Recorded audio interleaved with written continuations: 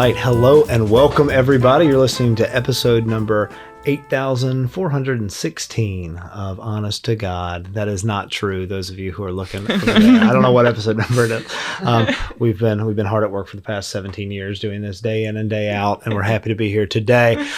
We've got a great show today. We've got the Christ the King 2030 somethings here. We're going to be talking about building community, how to totally destroy awesome community. You shouldn't do that. And we've got Rachel, Kathleen, Daniel, and Joe, and we're going to start off today in a prayer. Daniel, would you mind leading us? Absolutely. In the name of the Father, Son, Holy Spirit. Holy Spirit, come into this place. Give us the words with which to pray. Lord, please help guide our discussion today. Help us hit the conversation points that we need to talk about in ministry, and help this message reach the people that it needs to reach. Help it ignite a fire inside of them, and help build the community that you need to be built in this world. We ask this through the intercession of your Blessed Mother as we pray. Hail Mary, full of grace, the Lord is with thee. Blessed art thou among women, and blessed is the fruit of thy womb, Jesus. Holy Mary, Mother of God, pray for us sinners now and at the hour of our death. Amen. In the name of the Father, Son, Holy Spirit. Amen. That was killer. Every time we have somebody who comes on and prays, I always do way better than any prayer I could do. Do you remember Tahir from the Byzantine Catholic Tahir Church? did great. That was a fantastic prayer. He put us all to shame. They're Byzantine Catholics, and they just rock it with all this stuff. Like, we got to pick up our game, like liturgically, everything. And they're legit. They're Catholic as we are. But they just, I don't know. They do the vibe. Yeah. It's the purpose of prayer, right? To put other people to shame, for sure. Let me decrease so that you may increase.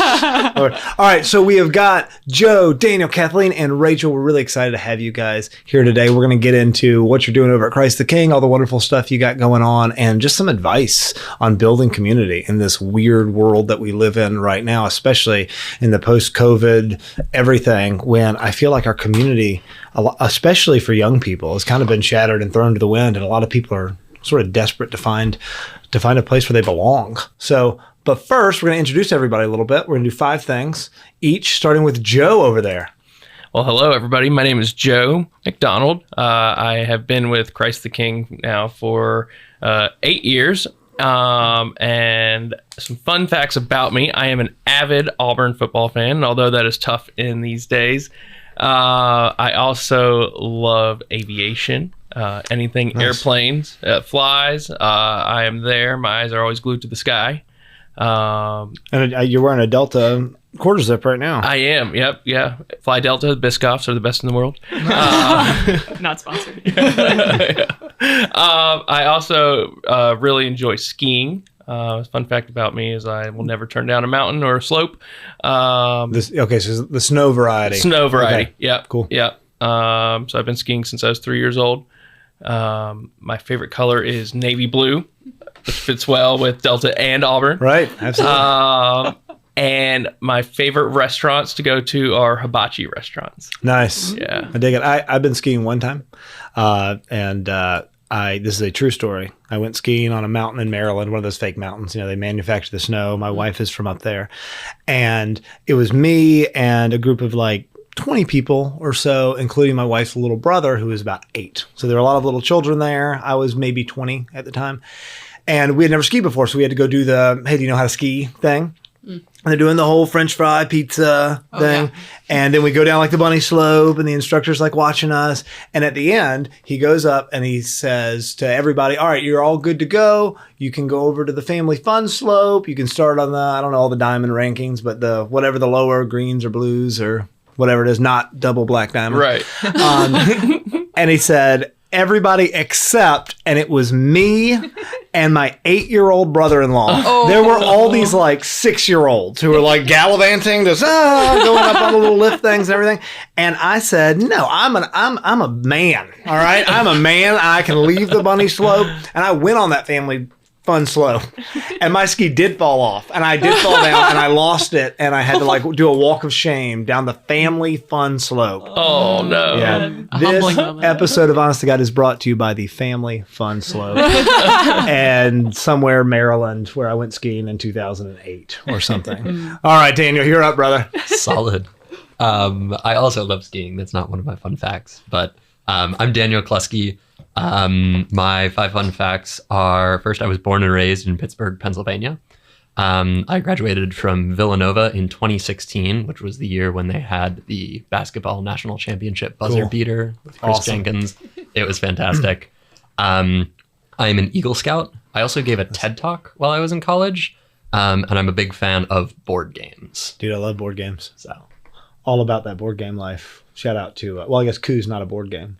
Coos a board game. Okay, board game. love Coo. It's in a box. We've done a lot of cooing in our youth group. Fantastic. Love Coup. I played Coup actually once during Lent with somebody who had given up lying for Lent. And that was an interesting experience. That's interesting. Yeah, the way he had to like talk around what he was trying to say was fantastic. That's it was wild. Hilarious. Yeah, well, we get pretty deep into Coup. Lots of It's made-up very rules competitive. and, yeah, lots of, and you're really encouraged not to do it as a you're encouraged to make alliances and do all of these things. It's a good fun. time. So you said something. What was your third fun fact? Give me one of those fun facts. Third fun fact: TED Talk. TED Talk. Yeah, what was your TED Talk on? Yeah, so I talked about self-handicapping, which is basically like putting obstacles in the way of your own success, so that when you fail, it's not your fault; it's the fault of the obstacles. So you like never really achieve your full potential, but you also can kind of keep in the back of your mind like, well, if those obstacles weren't there, I really could have accomplished like all of these other things that are really awesome. So it kind of like inhibits your success, but it's a self-defense mechanism.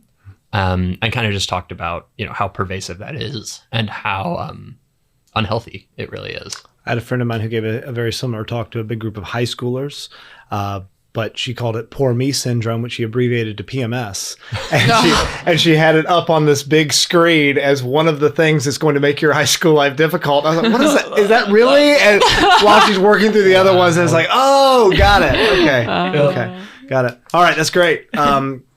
Kathleen. Yes. Okay. So I'm the coordinator my name's Kathleen. I'm the coordinator for the 2030 somethings. I've been in that role for almost 3 years now, which is insane. I got involved in CTK when I moved down here from Virginia in 2017. And other things about me, I really like hiking, camping. I'm outside almost every weekend in North Georgia. I pride myself in finding good fall foliage at this time of year. So there's a fall foliage tracker online, which is very great. Make sure you check out that. We'll include it in the show notes. Yeah, exactly. Go find it. Fall foliage trackers. Other things, I love road tripping. I've seen probably half of the states just by driving through them, around them, finding a place to stay, hike and camp there.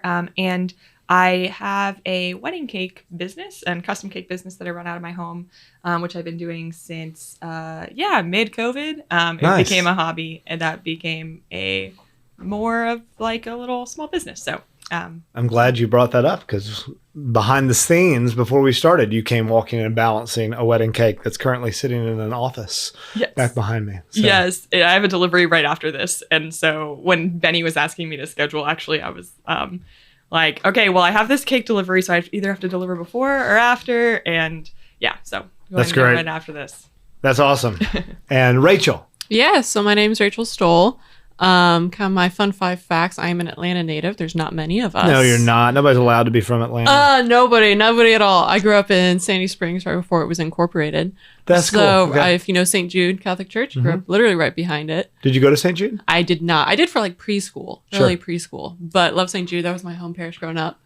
I love to cook and make recipes. I actually went to culinary school for a hot minute, just a semester and a half. Nice. But love to make recipes and share them with people. I have 2 older sisters, kind of fun fact, best friends. They're much older than me, but we have a great relationship.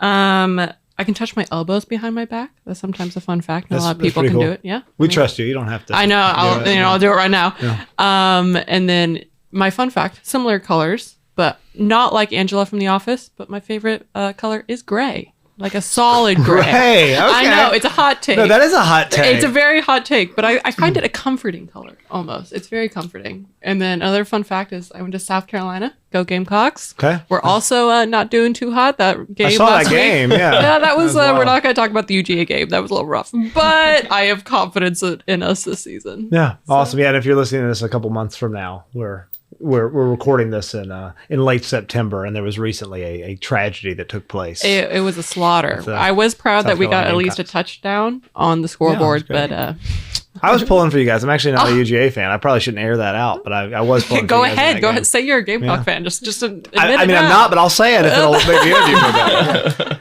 Shout out to the real USC. Up in Carolina. All right. Yeah. That's fantastic, guys. So we're excited to have y'all all here today. We've also got another member, right, of the Christ the King 2030 somethings. We got Benedict taking notes today. Benedict, are you ready to sing the Golden Girls theme song for us? Or you No. Okay. All right. We were promised at one point that Benedict would sing the Golden Girls theme song. Can we throw out like if we get a certain number of views or subscribers, downloads? It's a sacrifice that I'm willing to make. It's for a good cause, so yes. All right, give us a number. Like a feasible one, not a million or anything. Oh, well, 161. 161. All right, 161 subscribers. So wait, what do we have to get for Ben to shave his legs with a Zelda sword on camera? 122. 122. Pump those up, guys. Yes, we need that to happen. We're taking a sort of countercultural approach to trying to grow a subscriber base on Honest to God. So we are not here to talk about Golden Girls. We're not here to talk about Ben's legs, even though it'd be great to do an hour on that, maybe next week.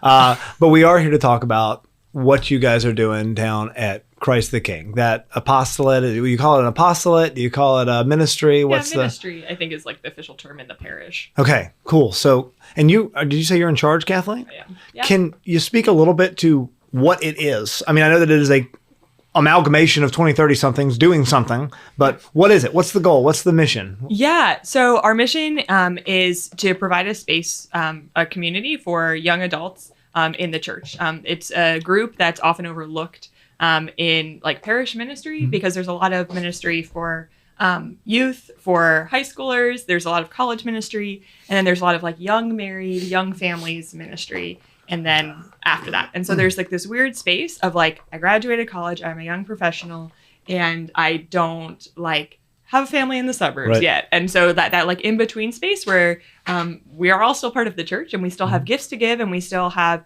people to connect with. We want to provide a space to that. So our mission is to like piggybacking off the cathedral's mission, which is to help the parishioners know, love, and serve our Lord. Our mission is the same: help young adults know, love, and serve our Lord through community and prayer. Oh, absolutely. I mean, I can't tell you how many people I've talked to who are seniors in college or recent graduates from college who are sort of despairing, right? They're saying, I've kind of aged out, right? I've aged out and I'm not engaged. You know, I graduated from Franciscan University, and Ring by Spring was like a real thing. You had a lot of people who were like a lot of tears on the last day of school of, oh my goodness, I'm not married. And which means now I just live this life of destitute loneliness or something. There was this horrible like existential dread coming from these people. And that is not necessarily true at all. Right. No, and the thing is, everybody's looking for it. Like there's like, especially in a city like Atlanta where there's so many young people, like everybody's looking for friends. Nobody doesn't want people. Like we're like, people are meant for community. And so it's great to show like, oh, there's like people in the church too, to grow in your faith with, and to like hold each other accountable with, like looking for those like really deep, solid friendships. Absolutely. So from those of you who are not leading the thing, but are heavily involved in it, how about you tell us why you got involved with to begin with, and then what your experience has been now that you're there? Yeah, so I got involved with CTK 2030s about a year ago, no, maybe even more now, a year and a half. And I serve as kind of the co-social chair on the leadership team, but I found us through Facebook, quite honestly. Okay. There was a trivia night, and there was a couple of other events that I got invited to just by chance. And that really kind of started my pursuit of living in this community of like community of faith and ministry and friendship. And it's been great so far. And we really have an outreach on social media, because you can find us on Facebook, our website. We send out newsletters. And we'll include those in the show notes too, if anybody's listening and interested. That would be great. And I definitely was in that experience where you graduate from college and you just don't know what you're doing, right? It's like, I'm moving, I'm going to a big city. Well, for me, moving back home, right? Moving more in the city. I don't really know anybody. And just, it was a great experience just to say, hey, I got invited to this thing. I'm just going to have the courage to show up, even though I don't know anybody. Cool. And now I have all these friends. So it's a great outreach, really. That's awesome. What about you guys, Joe, Daniel? Yeah, I mean, Joe, you're the. I've been part of the ministry for about 6 years. Joe's got me beat by a year or two here, so I'm gonna pass it over to him, I think. Well, so I'm kind of like with Rachel. You graduated from college. I moved to Noonan. Yeah. Shout out to Sprayberry's Barbecue. Yeah. We know the owners pretty well. My family and I are close Best barbecue in Noonan. Yeah. Doing a lot of shout outs on this show. But this show is also sponsored by Sprayberry's Barbecue in Noonan, Georgia. Check them out. The show notes are going to be so long with all of our non-sponsors. Thanks, Benedict. You're killing it, brother. But no, I'm a lot like Rachel. Yeah, I moved to Noonan, and I had after college, and I was like, oh, that's a big city. It's scary. It's I don't know what I'm doing, but there was no community there. Mm-hmm. And so I came up to a 2030s event and went to one of our Pack Cathedral nights, mm-hmm. which at the time was Pack the Chapel until we broke fire code. And then, but yeah, and I knew nobody. And I instantly met like 20, 30 people. And my lease was up in 2 weeks. And I said, I'm out. Oh, so that's great. You moved closer. And so I moved from Noonan to Buckhead. Mm-hmm. And that's kind of where my community journey with this group started.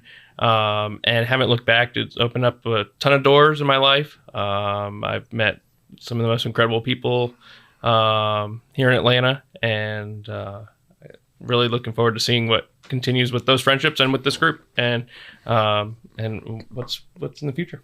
No, that's fantastic.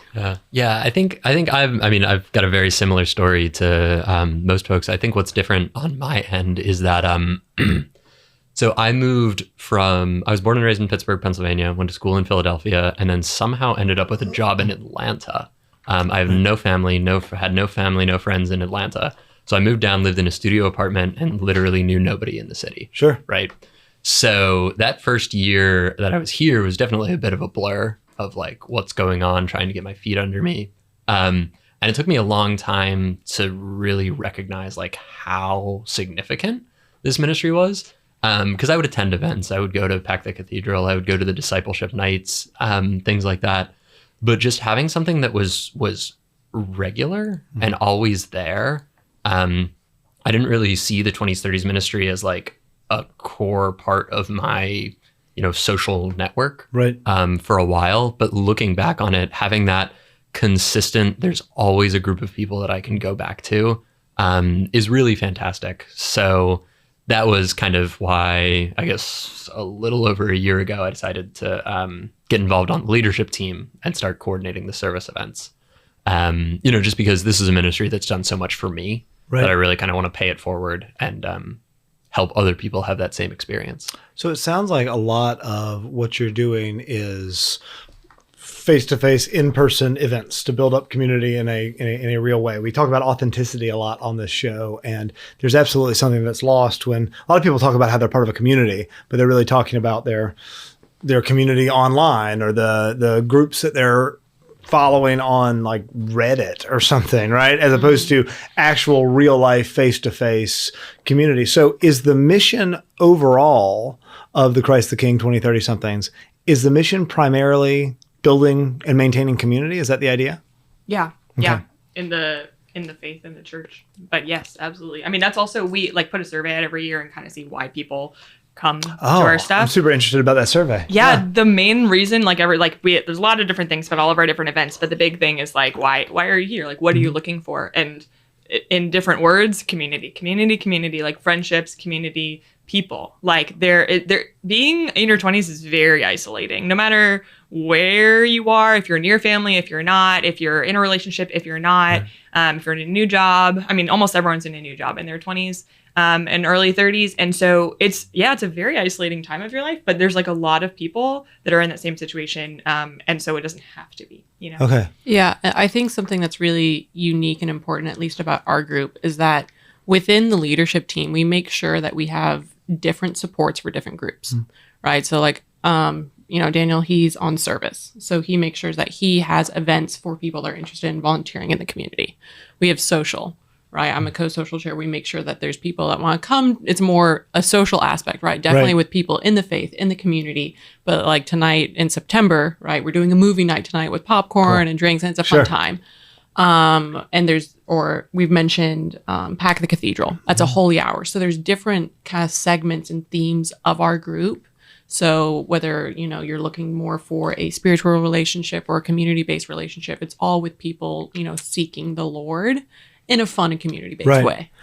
Yeah, and I would say, like, to piggyback off that, a lot of people come looking for community, but there's a big gap in the church for, like, faith formation for young adults, too. Yep. And so we're like, great, you're here for community, but, like, let's also give you, like, more to dive into with our Lord. I always say when I'm working with college ministries or whatever that I'm trying to make sure that you have fun and that you like me so that I can trick you into loving Jesus, right? That's the idea. And it is important. But I was going to say, I love that you're not neglecting the communal aspect, because a lot of times you'll see things that are a little too heavy-handed from a theological standpoint. And obviously the end all be all of our existence is salvation. Obviously that's the priority. That being said, when you bring a whole bunch of people in and the conversation becomes just nothing but discussing the Second Council of Constantinople or arguing about diocesan politics or, somebody talking about why they don't like the Pope or something like that, all of a sudden you really wear thin, and we're neglecting a really important part of us, that is that desire to connect with other human beings. And so there is so much good that comes out of a movie night or a beach retreat or something like that. That's just, hey guys, we're here to have fun and be around other people who love Jesus and are working towards the same goal. And I think it's so great that we have like those different aspects of the ministry, right? Because I have people who will come to the service events, but they're like, I'm not really interested in the social events. Or people who come to the social events who, or only come to discipleship nights. And that's sort of like what they're most interested in, but they're interacting with people there. And, maybe there's like, maybe that is all that they come to, and that's totally fine. But maybe they get an invite from one of their friends and they're like, hey, well, you can also go to this other event that we're going to next week. And you kind of get drawn deeper into this community of people who are just all trying to grow closer to God. Right. And, building that community kind of, I like the way that you say tricking people into doing that. Like, it's not malicious, right? But there is a certain degree of like, we get you on the service event because you really like that, and then hey, would you like to come to these other events? More hooks in them, yeah.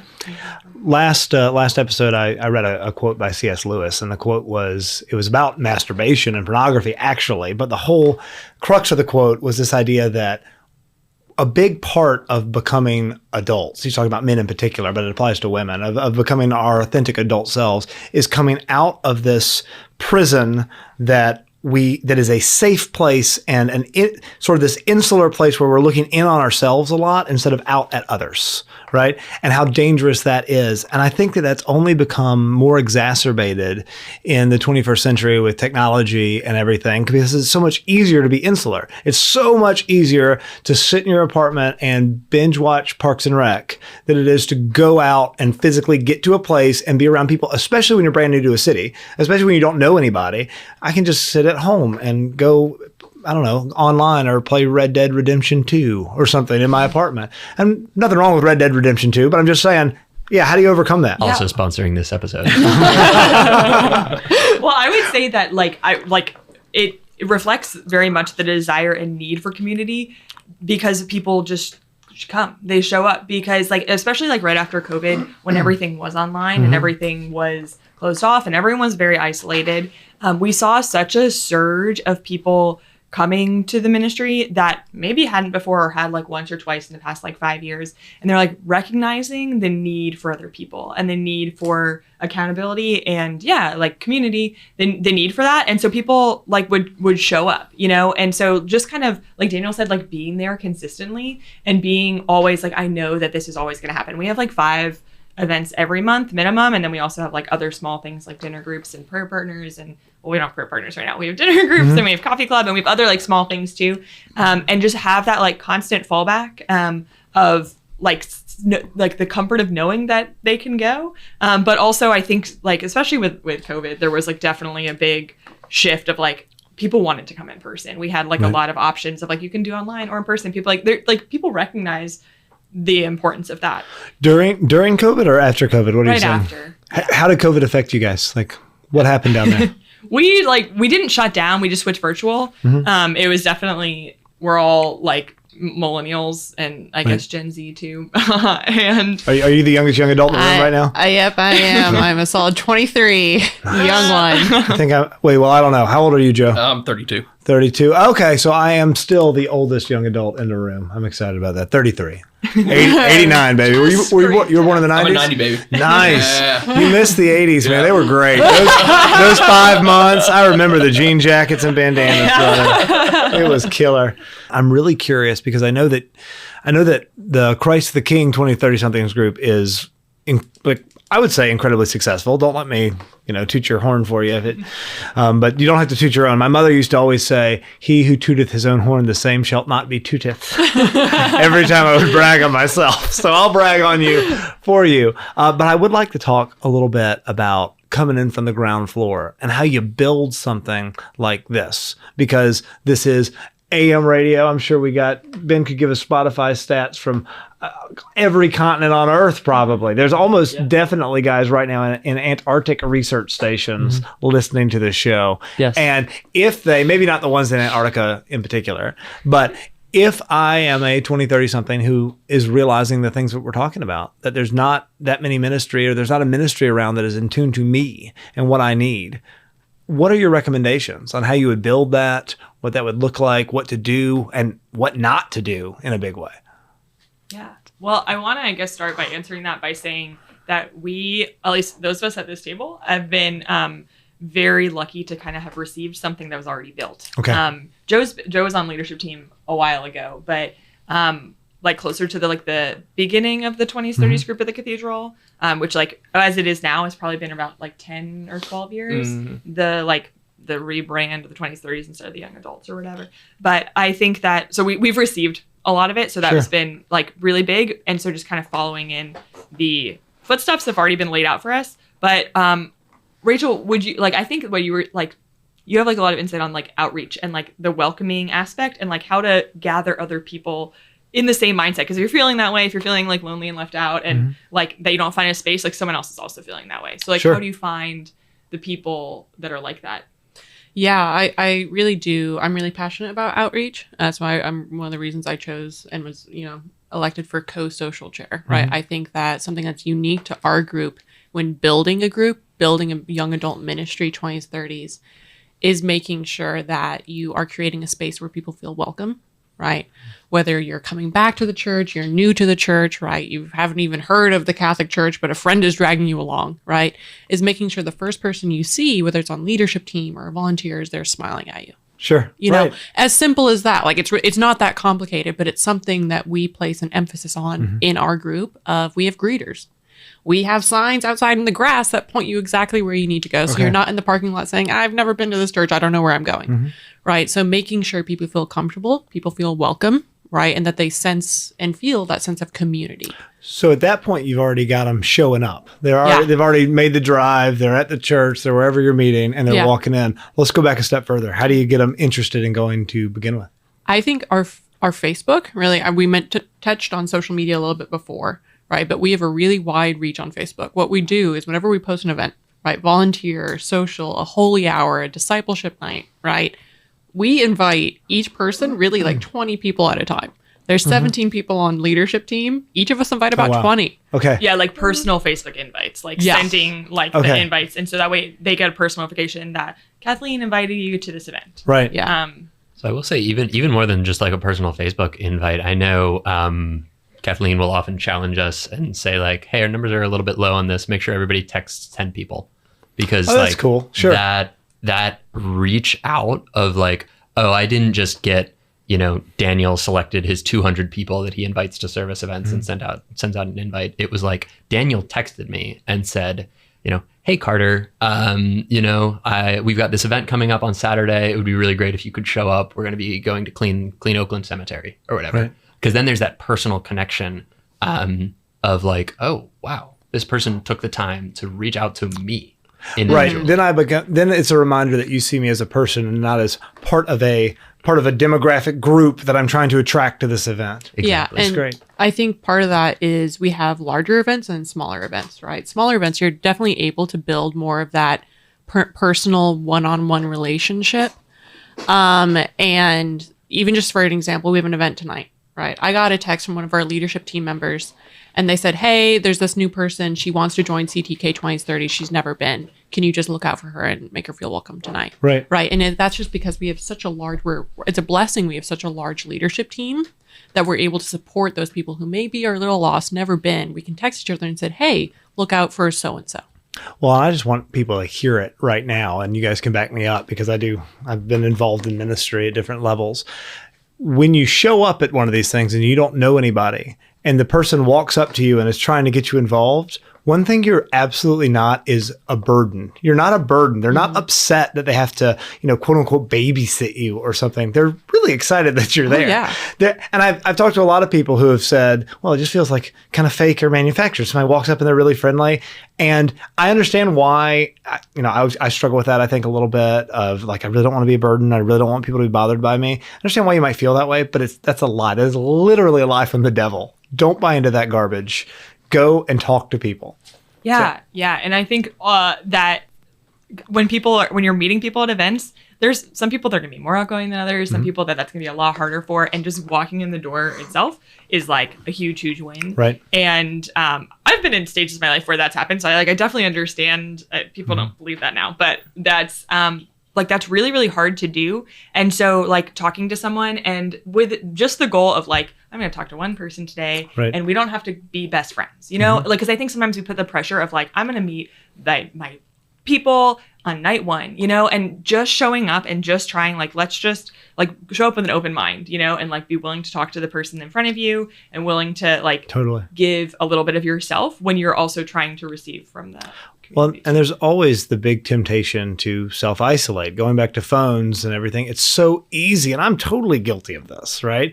I'm in a room, I'm uncomfortable, I don't know anybody here, I'm starting to get really self-conscious and second-guess my decision. Oh, you know what? I'm just going to stand on the phone or in the corner and get on my phone, and nobody's going to bother me because they're going to see that I'm busy, and it might be something very important, and that's a lie, and it's dumb, and you're whoever you are. I don't know who you are right now. Maybe you are at a research station in Antarctica, but you're better than that. Don't do that.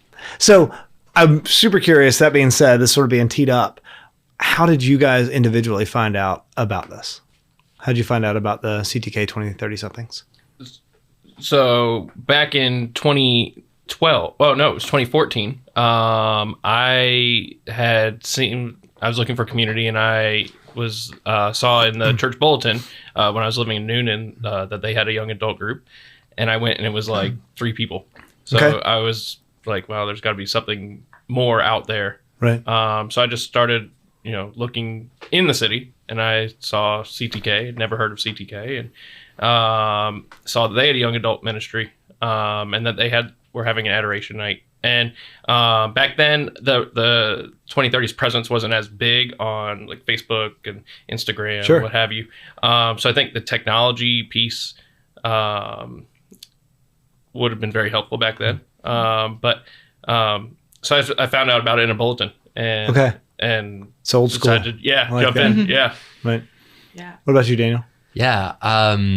So I think it was mainly a matter of, I'm sure I found out through Facebook or emails, but when I first moved to Atlanta, I tried to join a choir. Mm-hmm. So I went around. The first month I was in Atlanta, I think I was going to like 2 or 3 masses every Sunday, sure, just to like suss out the choirs and be like, all right, where do we want to go? Right. So I'd been to CTK a couple times, got the bulletin, started to meet some people, but then it was really just like seeing those people at like other events. So like all the things that I would go to, it would be like, oh wait, hey, that's that person from CTK. And like you kind of start to see friendly faces. Okay. And it just became like a welcoming atmosphere that I could go back to. And it was like, okay, maybe like my best friends aren't going to be here, but I'm going to know like 5+ people, right, at any event that I go to. At the very least, their faces. yeah, at the very least, you've got those backup people, the kind of people that you see when you're like at a wedding of a distant relative or something. And like, oh my goodness, okay, good, cousin, whoever's here, like we know each other well enough for me to go talk to them and have have like an accountability like of awkwardness partner. Yeah, That's accountability. killer. And what about you? You've been there for a while, like you're in Yeah. charge, but I assume there was a time in your life when you weren't there. Yeah, I moved here in beginning of 2017, and I also didn't know anyone, didn't have any community, and I didn't have a job, and so I couldn't find community there. So I was going like kind of like Daniel said, like church hopping, like where can I find my people? And for CTK, actually, before I moved down here, I had a friend. Someone had told me they're like, oh, the cathedral has like a big group of young adults in Atlanta. So I messaged the Archdiocese and they directed me there. So I messaged the CTK group on Facebook and I was like, hey, like I'm interested in getting involved. And I never got a response back. Like it was just like crickets. And it's funny now because like when I joined team, I was like doing communications and social media and I pulled it up and I like saw that like message that no one responded to from me. And I was like, awkward, that's fine. Yeah. But it's like, I'm really glad that I wasn't like deterred by that. I've also been to different ministry events where you show up and they're like, this is a great event. And then nobody from the ministry is there. You reach out afterwards. You're like, hey, I like showed up and I like put myself out there and I like came to this event. I didn't know anyone and no one was there. Ooh, yeah. Yeah. And so thankfully that wasn't the case at CTK. Like when I actually got myself over there, people, I guess I knew about it coming down to Atlanta. And so I was like, even though I didn't hear a response on Facebook, I'm just going to go. And yeah, like thankfully, kind of what Rachel was talking about earlier, the outreach piece, people were very welcoming and like, we're do dinner after mass every Sunday. Like when we were smaller, we would do that. I literally think that is the key to everything is just being outgoing and being, and if those are your gifts, awesome. And if they're not your gifts, it doesn't mean you're not allowed to be friendly and go up and like push yourself a little bit. That's okay. Yeah, I would counter that a little bit because you said the key is being outgoing, and that isolates all the people that are not outgoing. That's fair. That's fair. But like you have to. But there's a certain level. Making an effort to be outgoing. Yes. How's that? At least you have to be like. I was talking to my introverted roommate about this. I'm like, you have to be outgoing for this much time so you can find your people who are all introverted too. You know, like and then you can all sit around in silence. Yes, and, but you have to meet them. But seriously, I was having a conversation with an alumni from my high school the other day, and I said, you know what I really appreciate about you? And they said, what? And I said, when I see you, I can walk over to you and have a conversation, and then when I realize the conversation is over, I can still stand beside you and it not be weird. Like us not have to feel like we have to constantly bring up something. We're not able to do that on the radio. So Rachel, why don't you tell me about the about how you found out about this as the youngest young adult? Yeah, as the youngest young adult, I actually knew about CTK's 2030s a while ago. One of my older sisters that I mentioned earlier was in the CTK's 2030s about 6 years ago. So for a hot minute, she was in it for like 6 or 7 months before she moved to another area. But when I graduated, of course, similar to these guys, right? Moved into downtown Atlanta, didn't have a community, didn't have a ministry, was looking for something, joined a couple other things. I was like, sports clubs, stuff like that. And I just didn't really feel at home, right? And then I got invited on Facebook to a couple of events. My first official was our Pack the Cathedral. We've mentioned it a couple times. I think it's our biggest event each month. And it's one we really want people to go to because it's adoration. It's a holy hour. Awesome. And what really got me was it was a perfect combination of holy hour and then pizza afterwards. And if you offer me pizza, I will be arriving at any event that you have. Free food is another key. Well, it isn't free. We go to Fellini's. But Our budget is almost zero. Okay. Yes, very low budget. But it was the fact, we're all walking together across the street. Right. We're in downtown. We just had a holy hour in confession. I'm like, this is the holiest I've ever been. Awesome. And then we're getting Fellini's Never had afterwards. pizza. Yeah. And there were greeters. Like, it was definitely my first event where somebody invited me on Facebook, mutual friend of a friend of a friend. Right. And that's how I got started. And it's been a year and a half and I've been loving it. So if somebody can give me one or two big pieces of advice for somebody who is not in Atlanta, you're not trying to get them to go, you're not trying to get them to bring them into your ministry, right? But they're in this age in life, they've graduated college, and they don't know where they're going. They don't know, they're not part of a good, authentic community. They're seeing friends get married. They're seeing friends go and build these lives already, but they're starting a career and they're alone in a new city or whatever. What is your advice to them if they want to be involved in a Catholic community?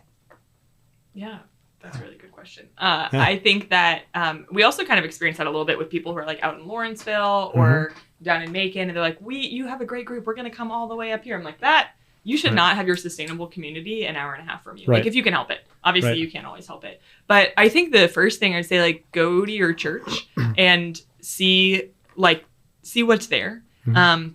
Even if there's not a young adult ministry, there could be young adults. There probably are young adults involved in other ministries at the parish, Right. like Life Teen or like religious education or like Holy Hour. Like there's like other ministries at your parish, and then you can start meeting people at those ministries. So if you feel ready to like talk to the priest and like I want to like start gathering people, and because I think if you do put yourself out there and say like I'm interested in this, other people will start to Right. also be interested. But everyone's not gonna have the charism to do that, Mhm. and that's okay. Like I would just say like get involved. Every parish has a lot of ministries, no matter what size the parish is. There is like other stuff going on besides just the sacraments, and so like going and like pouring into that first and seeing what people you meet with that. Yeah, I heard the advice, figure out where the need is at the parish, right? And then if there are other people that are also looking for that need, right, like you'll just align naturally. Right. Which, I don't know, I felt like that was really good advice because, yeah, I mean, starting a ministry is really, really hard. Mhm. It's way harder than Absolutely. you kind of realize. Even when you recognize that it's harder than you think it's going to be like harder than that. Sure.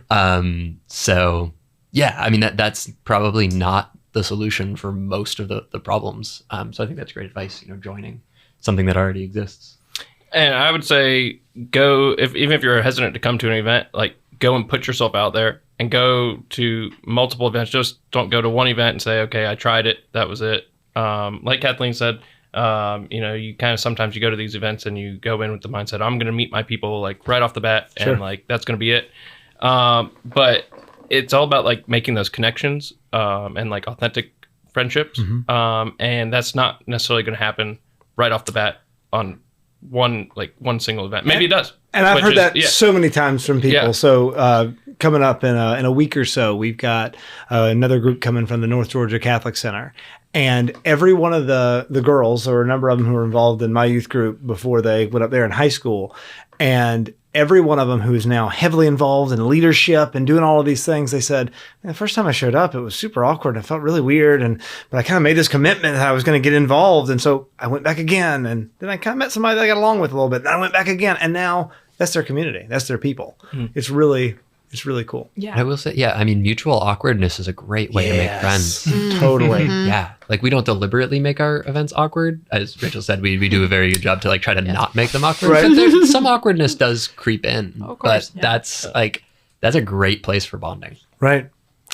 So on the other end of the spectrum, let's talk about ways not to do what you're doing. Let's talk about examples you've seen of poorly done attempts at community building, right? Things that if I were going off and I were trying to build something like this or build up something that's already existing at a parish or with my community, what should I absolutely not do? You can talk about things that have happened at CTK or other experiences that you've had. I think something that you shouldn't do is do the same thing every single time, Okay. right? We have an extremely diverse group. We have an extremely diverse group of age, of professions, of people from different And how big places. is the group in total? Sorry, like roughly. Our email list is about 2,000. Okay. Open rate, like people are reading our emails, just under 1,000, and Right. then people showing up to events, probably rotating through about 600 a year. wow, But okay. on average, we're having between 30 and 75 at an event. For Yeah. each event. Okay, cool. Yeah. That's still So it's a lot of significant. turnover, but it's Sure. a lot of people. Yeah, Right. yeah. So, kind of going off of that, so we want to make sure that we can cater to as many people and get them either in front of the Lord or in community. So we may have an outside event, an indoor event next month, right? A physical event, a not physical event. We're trying to mix it up so people, let's say you're interested in hiking. Great. Next month we're doing beer and board games at a brewery. Right. Right. We want to make sure that we're covering our bases. So even if you're not interested in hiking, hey, next month we'll come on over, for a board game night. Right. So we're making sure we're still catering to those people.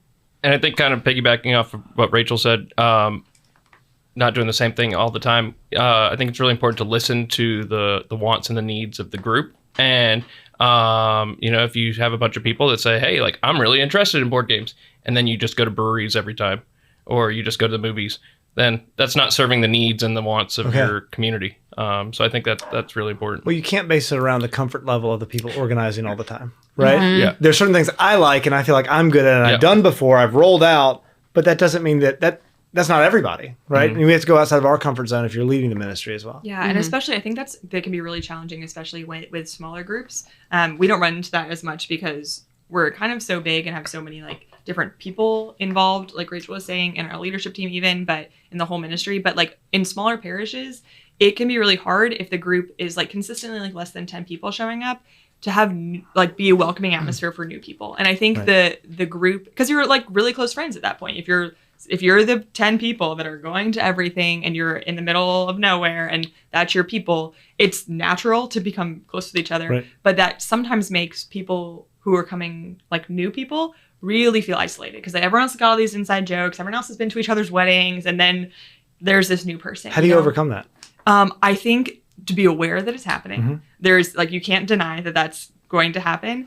And then also be very intentional about like doing one-on-one time with the new people too. Like, let's get coffee. Let's like go on a walk. Like, let's meet up instead of just like, oh, I'll see you at the next event. I'm going to see you at Jake's later, but like I'll see you next week on Sunday, you know? That's interesting. And I like how you said the one-on-one time because it's about, we're trying to get you plugged in, to this community, but that only happens at least at a deep, authentic level with that personal connections with individuals. I think something that we're doing that could help, start a ministry in a smaller community is our coffee clubs. It's kind of new. We started 6-7 months ago, maybe. And, people get on their email list and they have an option at the bottom of our newsletter. Hey, would you want to get one-on-one coffee with someone if you're new? Okay. Right. And that kind of creates that bridge of a one-on-one relationship. And also maybe they don't want to go to an event that has 40 people right off the bat. Right. That mutual awkwardness that Daniel was talking about. Right. That allows them to plug in, hey, I have that one friendly face. I already met with them for coffee or Chipotle or whatever it is. Sure. Right. So when I go to that event, I can at least wait for them and sit by them. That makes a ton of sense. Yeah. Absolutely. I think that's huge. I think one of the other things that it's important to avoid is like biting off more than you can chew. I think a lot of people will like look at, what CTK has, and we are really blessed with years of an excellent program and wonderful people leading. And people will kind of look at that and say like, oh, well, how hard can that be? They do service events, they do social events, they do this, they get adoration. Like, we can build something similar to that. And it's like, start with one thing, instead of trying to do 6 things and do them all poorly, like focus in on one thing that you're doing. And I guess that kind of runs counter to, you need to make sure that one thing is right. Like, you need to be listening to the people that are involved in your group. But I think that what a lot of people can run into is like splitting their efforts and not doing anything well because they're just trying to do too many things. Yeah, no, absolutely. That makes a whole lot of sense. That growth should be organic, right? It tends to do well when it's organic as opposed to forced. And I think also the acknowledgement that one human being, right, going back to the leader, they can't, like, you're not good at everything, right? You're good at lots of things. You're not good at everything, right? And that's also why burnout is such a big thing in young adult groups. You see other young adult groups pop up at parishes and go very strongly for like 7-8 months, and then they're just gone. Right. Because the leaders get burned out, and the people who are coming see how much work they're doing, and they're like, I don't want to step in and do that, which is understandable because especially at those small groups starting out, being the leader of that is a lot of work. It's a lot of work. But like Daniel was saying, like, be reasonable in your expectations. Like, but also there's a good thing in like consistency. So like, do an event every month or every other month. And like, it doesn't matter like what the event is, but like commit to something that you can manage, but also you have to do it with some consistency. I think. No, I dig it. I think it makes a lot of sense. I feel like we could have another couple of hours where we talk about this. But we've got about 5 more minutes. How many? What's the time check, producer Ben? We are currently at 24 out of 27 minutes. So we got almost exactly I can't do math, so we're going to go with about 5 more minutes, and we're going to move forward. 3 minutes. 3 minutes. You can go over if you'd like. Dan can't count. Dan can't. Yeah. Right, but Dan's not here. Mm-mm. Okay. We can. Count over 3. We got a recurring joke. This guy named Dan, who's on the show a lot, can't count over 3, and he's owned it. Like, he's the one who brought it up, and it's super dumb. See, this is what happens when we have inside jokes, and then new people show up, and then they feel like they're not included. Producer Ben, We should just stop having new people. It's just us. it's just, just me talking to producer Ben, while Benedict hums the Golden Girls theme song in the okay, right. What did we say? How many followers? How many subscribers? 161. 161. You got it. 161. Maybe we can do a double leg shave while Benedict sings a Golden Girls theme song. Dude, There it is. That's I'm game. I'm that's all the about it. episode. All right, so we're gonna go through here, pick a question, pick your favorite, and don't do that. There's some lazy ones. Don't do a lazy one. I've got what is your favorite dessert? Nobody cares. You don't care what my favorite dessert is. But you also don't have to go with who would you never trust or what's your deepest secret. Like, you don't have to do those either. But pick a good one. I'll start. This one's kind of lazy, but I'm gonna do it anyway. What is the most exciting movie that you have ever seen? Okay, are you ready? Now, I'm not saying good. Exciting. I'm not saying good. I'm not saying well done. I'm saying exciting. Have y'all seen the movie RRR on Netflix? Nope. Let me heard paint of you this a movie. picture. Yes, All right, we're putting that in the show notes. RRR. I don't know what RRR stands for. It's a Bollywood movie about these two guys in India in the 1920s when it was occupied by the British. And you got to see this movie, Ben. I've seen It clips is the from most it. ridiculous, over-the-top, awesome film I've ever seen. There's no, like, weird Hollywood, like, political leanings or anything. It's just bonkers action. ridiculous. And there's, like, good guys and bad guys, and this guy's evil because he's evil, because people are evil. Like, it's like a Saruman kind of thing, but way less deep. Guy like Anyway. jumps off a bridge, wraps himself in a flag, and It's, flips and over. it's just like blatant Indian propaganda, like for like Indian patriotism, but it's phenomenal. So Movie night tonight, everybody at CGK. super- RRR. It's about 3 No hours more long. Narnia. It's on Netflix. I can give you my mom's Netflix account if you want it. I still use that one. But RRR, check it out. Joe, you're up, brother. Wow. So my question on here is, what would you buy if you could buy any one thing in an electronics store? Cool. So I actually did buy this when I was younger. I saved up my allowance and bought a metal detector. Heck yeah. Heck Yeah. And because I was hell bent that I was going to find treasures in the backyard. Did you? I did not. Oh. No. No I treasure? found some like man. chicken wire. I found like some like aluminum that I thought was part of an airplane that like crashed. But it Definitely was. Yeah. Or yeah. a UFO. Yeah, that's what I thought. But that yeah. makes sense. Yeah. That's cool. I dig it. Yeah. So I'm going to take what is the first thing you do when you get home from school? So I'm no longer attending school, but when I was attending school, I would get home and for some reason I would watch the Retro Television Network. So my parents didn't have, we didn't have cable when I was growing up. And that was like one of the few channels was like reruns of old shows like Cool. MASH, Yeah. Hogan's Heroes. Those were like two of my favorites. So I couldn't really relate to all of the kids at school who were quoting SpongeBob and stuff like Right. that. But I would be like, oh, but did you see the latest episode of MASH? They great. hadn't seen it. Yeah, that's fair. My question is, who or what is way too popular?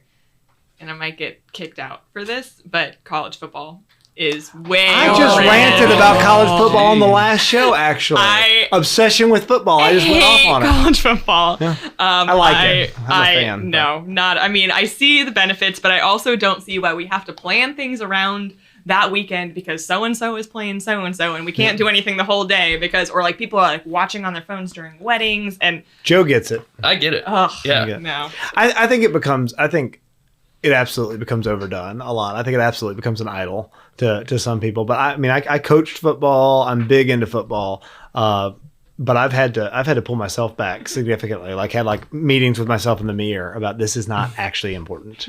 Like even and it was pro ball is even worse because it's just like go team that's geographically closer to me. And I get it. Like you grow up watching with your parents and stuff, but still it can get obsessive and that's dangerous. Right. I agree.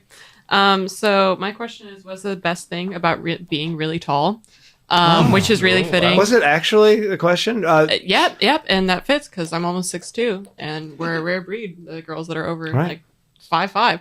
So I think the best thing about being really tall is being able to reach really tall things. That's It's kind of it makes sense, getting mugs off the top, top countertop, stuff like that. I like that. That's convenient. Yeah. Yeah, For you sure. know, Get grocery- full use of your kitchen, honestly. Yeah, seeing over grocery store or like CVS aisles, that's really nice. Do you wear heels? I do wear heels. Good. It always bothered. I was gonna scold you, stranger, who I just met 20 minutes ago, on air if you didn't, because it always kills me when girls say, "No, I'm not. I'm too tall to wear heels." It's like, no, I'm sorry. If he can't get over the fact that he's not as tall as you in heels, then that's his problem. Yeah, my fiance is 6'6", so he will always. So it works out. It does. And your kids are gonna be It does. huge. Yeah, That's they're, cool. They're gonna. If they don't play basketball, we've done something wrong. That's cool. And for the first time, I'm gonna ask Ben, because the show's run smoothly and we've had no AV issues. Producer Ben, here's a question you haven't read before. I have not read this question before, John Henry, so I'm going to read this question I look now. forward to knowing what it is because I've never heard The it. question is, if somebody was spying on you, what embarrassing fact would they discover? What an This is the excellent first time I'm original question. seeing this question, so I'm now going to meditate Think over fast. it. The weirdest thing they would discover, I feel, would be my knees. Just because they look weird, and I am when I'm just laying around, I don't think about the fact that other people are going to see my knees, so I Right. just kind of let them do what they will. And what will they do, Ben? I make a conscious effort to bend my knees in a certain way when I'm around people, and when not, they just I'm kind of horrified. bow out I'm like really this. Okay. mad that we have a table right now. I really want to look at your That's all I'm looking at is the knees. Okay, they look normal right now because I can think about it. Well, now that you gave us some context, it makes more sense. But at first, it sounded very like some Lovecraftian horror. You know, it may be Yeah. from someone else's perspective. Okay. All right. Well, I like it, and I think that's an excellent way to end the show. This second installment today was brought to you by Ben Barron's Knees. Yes, which you might even get to see if he shaves his legs with his Legend of Zelda sword. If we get our subscriber numbers up. All right, guys, that is all the time that we have for today. Thank you so much for being here. Y'all, big shout out to the Christ the King 2030 somethings group. We will be posting about them in the show notes. Thanks for listening. You're listening to Honest to God on AM 1160, Atlanta's Catholic Radio. Over and out.